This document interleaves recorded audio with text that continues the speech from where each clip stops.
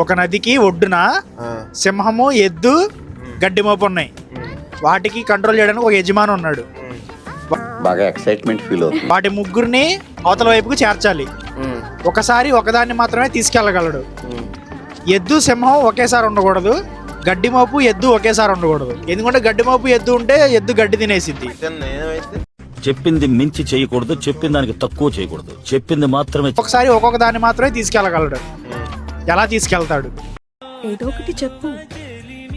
యజమాని సింహంరా, సింహాన్ని దించేస్తాడు. ఓకే, వెళ్తాడు ఇటు, యజమాని వస్తాడు. మళ్ళీ సింహాన్ని దించేస్తే అప్పుడు ఎద్దు, గడ్డి మోపు ఇటువైపు ఉన్నాయిగా, తినేస్తా. ఎద్దు తీసుకెళ్ళి మళ్ళీ ఎద్దుతో వెళ్తాడు మళ్ళీ అటు పక్కకి. అవునా?